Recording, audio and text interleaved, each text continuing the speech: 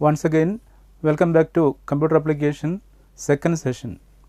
പ്രിയപ്പെട്ടവരെ, കഴിഞ്ഞ ക്ലാസ്സിൽ തന്നിട്ടുള്ള അസൈൻമെൻറ്റുകളൊക്കെ നിങ്ങൾ കൃത്യമായി ചെയ്തു എന്ന് ഞാൻ വിചാരിക്കുന്നു.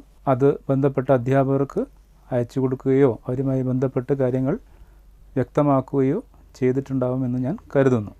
ഇന്ന് നമുക്ക് പുതിയ ഒരു ടോപ്പിക്കിലേക്ക് കടക്കാം. അതായത് functional units of a computer. കമ്പ്യൂട്ടറിൻ്റെ പ്രവർത്തന ഘടകങ്ങൾ എന്തൊക്കെയാണെന്നുള്ളതാണ് ഇന്ന് നമ്മൾ ആദ്യം ചർച്ച ചെയ്യുന്നത്. നമുക്കറിയാം, ഇന്നത്തെ നമുക്ക് അവൈലബിൾ ആയിട്ടുള്ള എല്ലാ കമ്പ്യൂട്ടേഴ്സും പല വലിപ്പത്തിലും പല വിലയിലും പല രൂപത്തിലുമാണ് നമുക്ക് ലഭ്യമാകുന്നത്.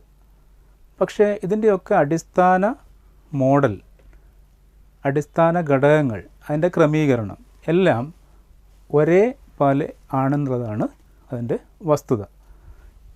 ഈ മോഡൽ പ്രപ്പോസ് ചെയ്തത്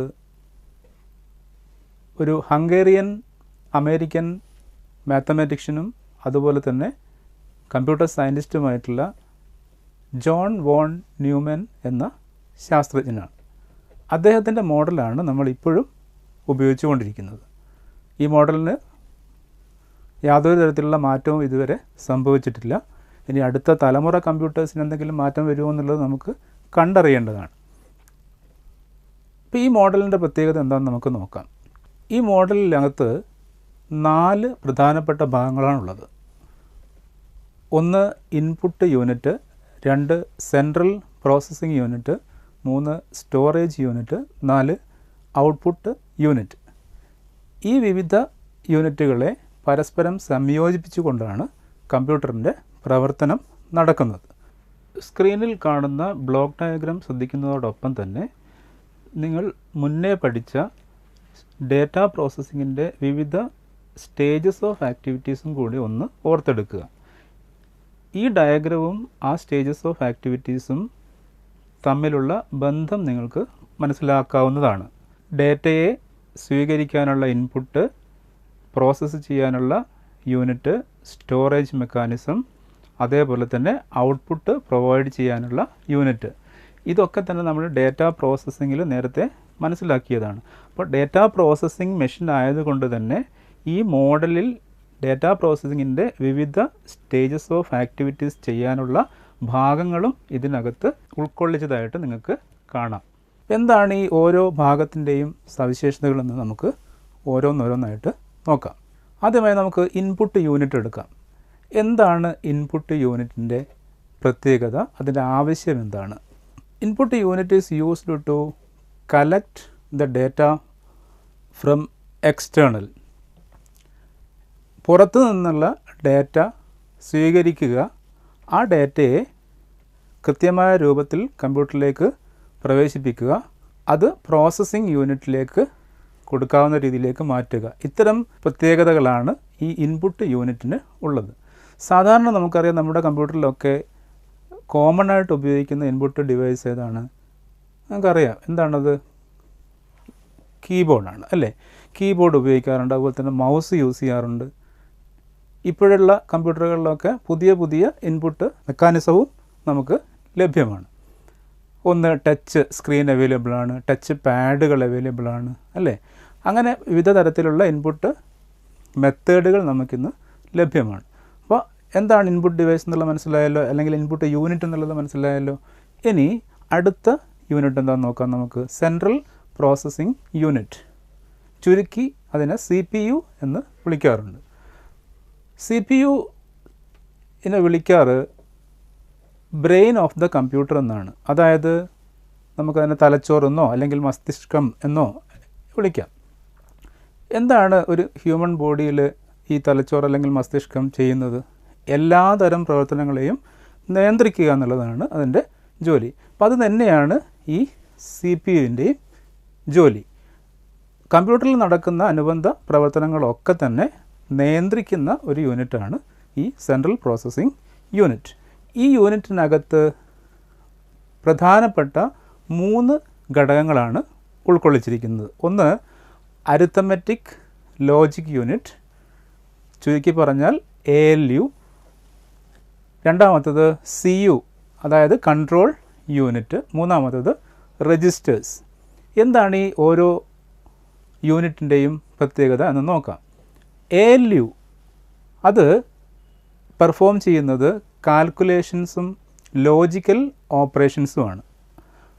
അതായത് കണക്കുകൂട്ടലുകളും കമ്പാരിസൺസ്, അതായത് താരതമ്യം ചെയ്യുക, അതായത് ലോജിക്കൽ ഓപ്പറേഷൻസ് എന്ന് നമുക്കതിനെ പൊതുവെ വിളിക്കാം. വലുതാണോ ചെറുതാണോ ഉണ്ടോ ഇല്ലയോ എന്നുള്ളതൊക്കെ ചെക്ക് ചെയ്യുന്ന ഒരു പ്രോസസ്സാണ് ഈ ലോജിക്കൽ പ്രോസസ്സ് എന്ന് പറയുന്നത്. ഇനി അടുത്ത യൂണിറ്റ് എന്താണെന്ന് നോക്കൂ, കൺട്രോൾ യൂണിറ്റ്. ഈ കൺട്രോൾ യൂണിറ്റ് ചെയ്യുന്ന പ്രവൃത്തി എല്ലാ അനുബന്ധ ഉപകരണങ്ങളെയും, കമ്പ്യൂട്ടറുമായിട്ട് ബന്ധിപ്പിച്ചിട്ടുള്ള അനുബന്ധ ഉപകരണങ്ങളെ മുഴുവൻ കൺട്രോൾ ചെയ്യുക എന്നുള്ള ജോലിയാണ് കൺട്രോൾ യൂണിറ്റ് ചെയ്യുന്നത്. അതുകൂടാതെ എല്ലാ യൂണിറ്റുകളെയും പരസ്പരം സംയോജിപ്പിക്കുക, ഡാറ്റ കൃത്യമായിട്ടൊരു സ്ഥലത്തു നിന്ന് മറ്റൊരു സ്ഥലത്തേക്ക് എന്ത് ചെയ്യുക, ട്രാൻസ്ഫർ ചെയ്യുക, ആവശ്യമുള്ള ആൾക്ക് ആവശ്യമുള്ള ഡാറ്റ കൊടുക്കുന്ന സിഗ്നലുകൾ നൽകുക, ഇത്തരത്തിലുള്ള പ്രവർത്തനങ്ങളാണ് കൺട്രോൾ യൂണിറ്റ് നടത്തുന്നത്. ഇനി രജിസ്റ്റേഴ്സ് എന്താണെന്ന് നോക്കാം നമുക്ക്. രജിസ്റ്റേഴ്സിനെ പൊതുവെ വിളിക്കാറ് ഹൈ സ്പീഡ് ടെമ്പററി മെമ്മറി എന്നാണ് വിളിക്കാറ്.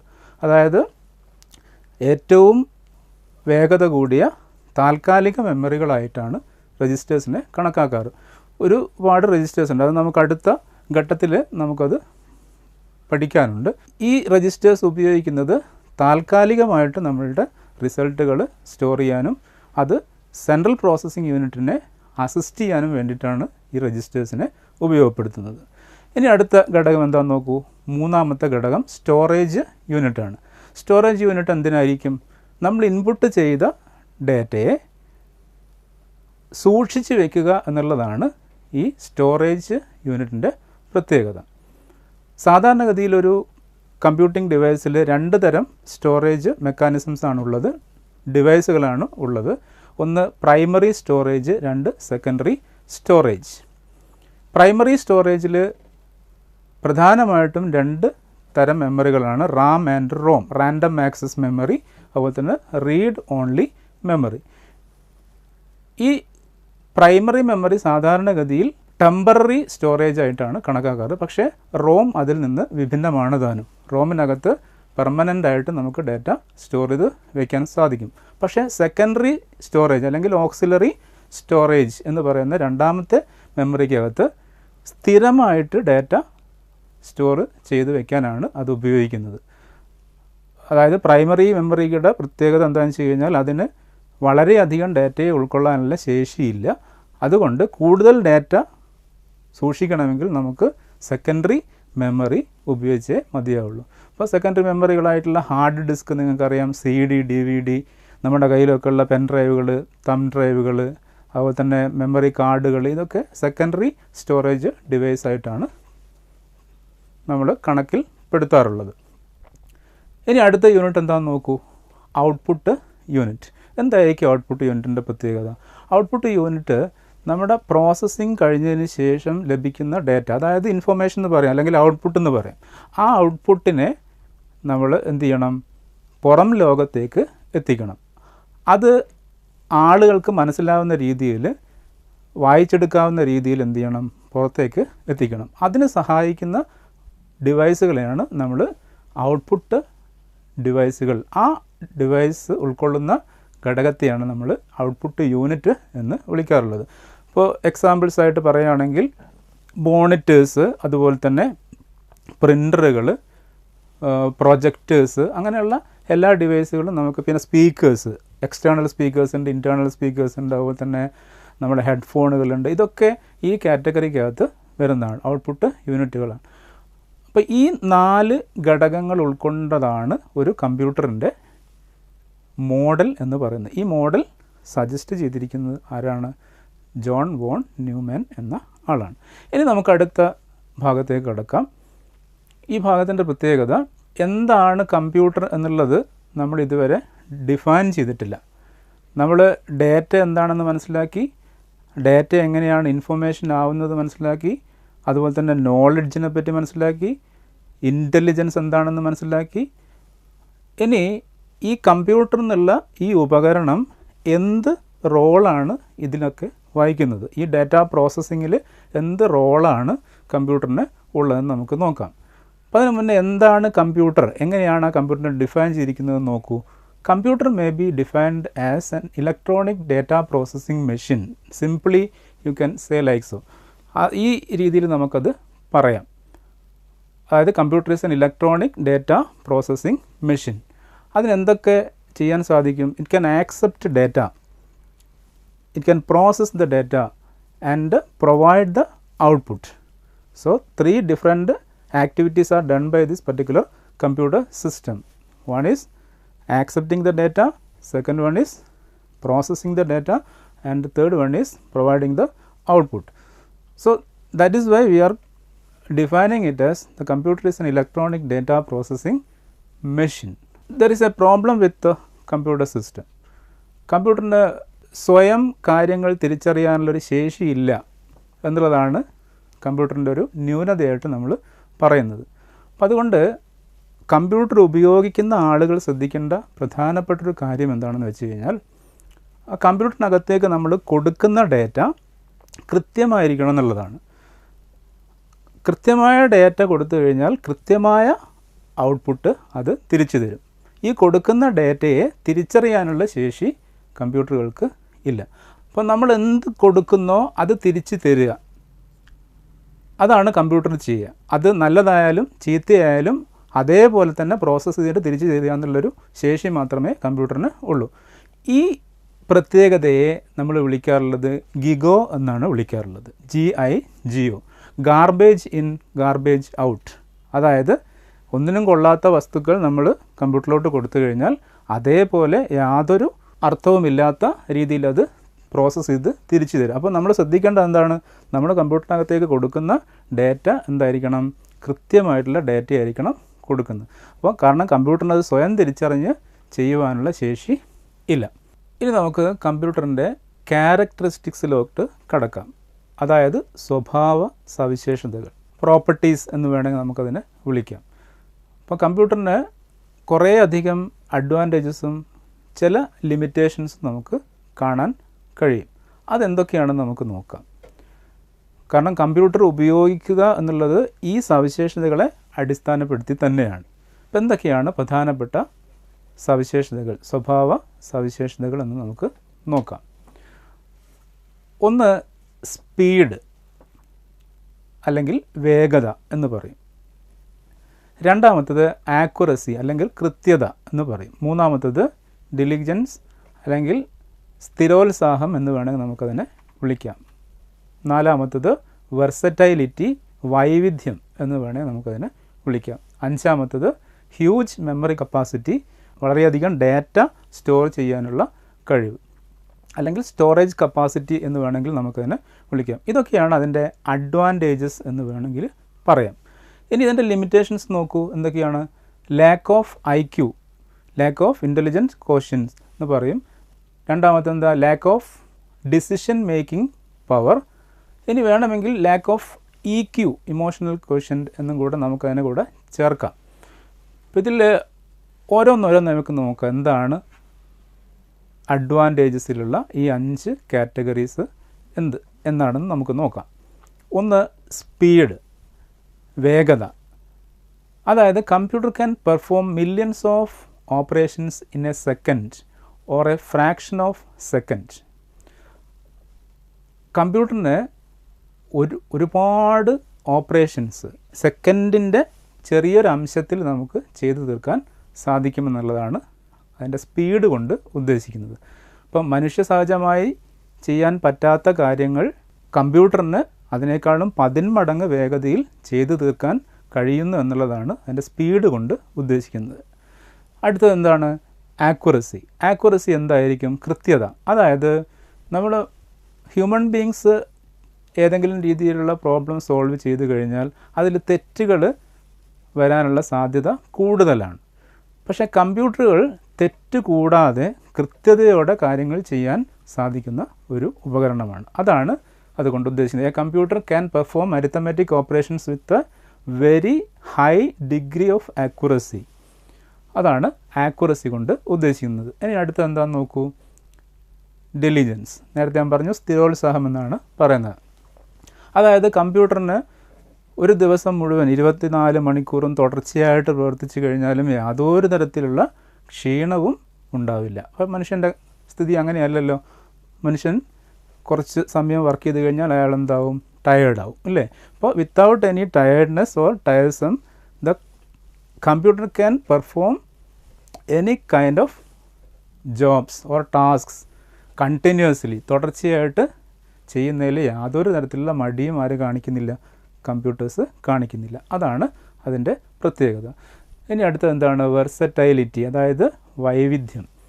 വിവിധ തരത്തിലുള്ള ജോലികൾ നിർവഹിക്കാൻ കഴിയുന്ന ഒരു ഉപകരണവും കൂടിയാണെന്ത്? കമ്പ്യൂട്ടർ എന്നുള്ള ഉപകരണം. Computer can be used to perform different kinds of processing task. പലതരത്തിലുള്ള ജോലികൾ ചെയ്യാൻ വേണ്ടി നമുക്ക് കമ്പ്യൂട്ടറിനെ ഉപയോഗപ്പെടുത്താൻ സാധിക്കും. അതുകൊണ്ട് തന്നെ കമ്പ്യൂട്ടറുകളെ നമ്മൾ ജനറൽ പർപ്പസ് ഡിവൈസ് എന്നാണ് നമ്മൾ വിളിക്കാറ്. പൊതു ആവശ്യത്തിന് വേണ്ടി ഉപയോഗിക്കാൻ പറ്റുന്ന ഉപകരണമായിട്ട് നമ്മൾ അതിനെ കണക്കാക്കുന്നു. കാരണം കമ്പ്യൂട്ടർ ഉപയോഗിച്ചിട്ട് പലതരത്തിലുള്ള ജോലികൾ നമുക്ക് ചെയ്യാൻ സാധിക്കും. നമുക്ക് പ്രോഗ്രാം ചെയ്യാം, നമുക്ക് ഗെയിം കളിക്കാം, അതുപോലെ തന്നെ കമ്മ്യൂണിക്കേഷന് വേണ്ടിയിട്ട് ഉപയോഗിക്കാം. അങ്ങനെ different kinds of task can be performed with the computer system. Then next one is huge storage capacity or huge memory. ഒരുപാട് ഡേറ്റ. ഇപ്പം നമുക്കറിയാം, നമ്മൾ ഇന്നത്തെ കമ്പ്യൂട്ടറുകളിലൊക്കെ ടെറാബൈറ്റിലാണ് നമ്മുടെ മെമ്മറി കപ്പാസിറ്റി കാണുന്നത് അല്ലേ? അപ്പോൾ അതിന് മേലെയുള്ള മെമ്മറി കപ്പാസിറ്റിയിലോട്ടൊക്കെ പോവാണ്. അപ്പോൾ മെമ്മറി കപ്പാസിറ്റി ഇങ്ങനെ കൂടി വരുന്നു. അപ്പോൾ അതുകൊണ്ട് തന്നെ എത്രയോ അധികം ഡേറ്റ നമുക്ക് സൂക്ഷിച്ച് വയ്ക്കാൻ സാധിക്കുന്ന ഒരു സാധ്യത കൂടി നമുക്ക് കമ്പ്യൂട്ടർ സിസ്റ്റത്തിൽ ഉണ്ട്. അതാണ് ഹ്യൂജ് മെമ്മറി കപ്പാസിറ്റി എന്നുകൊണ്ട് ഉദ്ദേശിക്കുന്നത്. അത് നമുക്ക് പിന്നീട് എടുത്ത് ഉപയോഗിക്കത്തക്കവണ്ണം നമുക്ക് എത്ര കാലത്തേക്ക് വേണമെങ്കിലും എന്ത് ചെയ്യാം? സൂക്ഷിച്ച് വയ്ക്കാനും കഴിയും. അടുത്തത് എന്താ? നമുക്കതിൻ്റെ ലിമിറ്റേഷൻസിലോട്ട് പോവാം. എന്തൊക്കെയാണ് ഈ കമ്പ്യൂട്ടേഴ്സിൻ്റെ ലിമിറ്റേഷൻസ് നോക്കാം. ഒന്ന്, ലാക്ക് ഓഫ് IQ, അതായത് ഇൻ്റലിജൻറ്റ് ക്വോഷ്യൻ്റ്. അതില്ല എന്നുള്ളതാണ്, അത് കുറവാണെന്നുള്ളതാണ്, അല്ലെങ്കിൽ ഇല്ല എന്ന് തന്നെ വേണമെങ്കിൽ നമുക്ക് പറയാം. അതായത് ഹ്യൂമൻ ബീങ്സിനുള്ളൊരു പ്രത്യേകത എന്താണെന്ന് വെച്ച് കഴിഞ്ഞാൽ കണ്ടറിഞ്ഞ് കാര്യങ്ങൾ ചെയ്യാൻ സാധിക്കും എന്നുള്ളതാണ് ഹ്യൂമൻ ബീങ്സിൻ്റെ പ്രത്യേകത.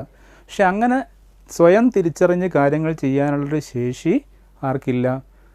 ഈ കമ്പ്യൂട്ടേഴ്സിന് ഇല്ല. അതാണ് ഈ ലാക്ക് ഓഫ് IQ കൊണ്ട് ഉദ്ദേശിക്കുന്നത്. നമ്മൾ മനുഷ്യന്മാരെപ്പോഴും കിട്ടിയ അറിവുകൾ ഉപയോഗിച്ച് അവൻ്റെ ഇൻ്റലിജൻസ് എന്ത് ചെയ്യും? പല ഘട്ടങ്ങളിലും പ്രകടിപ്പിക്കുന്നതായിട്ട് കാണാം. ആവശ്യത്തിലുള്ള സമയത്ത്, ആപ്റ്റായിട്ടുള്ള സമയത്ത് ആ നോളജ് അവൻ എന്ത് ചെയ്യുന്നു? പുറത്തെടുക്കുകയാണ് ചെയ്യുക. പക്ഷേ ആ ഒരു സംഗതി ഇപ്പോഴത്തെ കമ്പ്യൂട്ടേഴ്സിന് ഇല്ല. ഇനി വരും തലമുറ കമ്പ്യൂട്ടറുകളിന് അത് സാധ്യമാകുമോ എന്നുള്ളതാണ് ഇപ്പം ഗവേഷണങ്ങൾ നടന്നുകൊണ്ടിരിക്കുന്നത്. അതായത് 5ാം തലമുറ കമ്പ്യൂട്ടേഴ്സ്, ആർട്ടിഫിഷ്യൽ ഇൻ്റലിജൻസ്, നമ്മൾ നേരത്തെ പറഞ്ഞൊരു കാര്യമാണ്. ആർട്ടിഫിഷ്യൽ ഇൻ്റലിജൻസ് ഉപയോഗിച്ച് കൊണ്ടുള്ള കമ്പ്യൂട്ടർ വന്നു കഴിഞ്ഞാൽ സ്വയം ചിന്തിച്ച് കാര്യങ്ങൾ ചെയ്യാനുള്ള രീതിയിലോട്ട് കമ്പ്യൂട്ടേഴ്സിന് മാറാനും കഴിയുമായിരിക്കാം. നമുക്കത് പ്രതീക്ഷിക്കാം. വിദൂര ഭാവിയിൽ തന്നെ നമുക്കത് പ്രതീക്ഷിക്കാനും വഴിയുണ്ട്. Next, lack of decision making power എന്നുള്ളതാണ്. അതായത് നേരത്തെ പറഞ്ഞ പോലെ സ്വയം തീരുമാനങ്ങൾ എടുക്കാനുള്ള ശേഷിയും ഇല്ല, തിരിച്ചറിയാനുള്ള ശേഷിയില്ല, അതുപോലെ തന്നെ സ്വയം തീരുമാനങ്ങൾ എടുക്കാനുള്ള ശേഷിയും കമ്പ്യൂട്ടേഴ്സിന് ഇല്ല.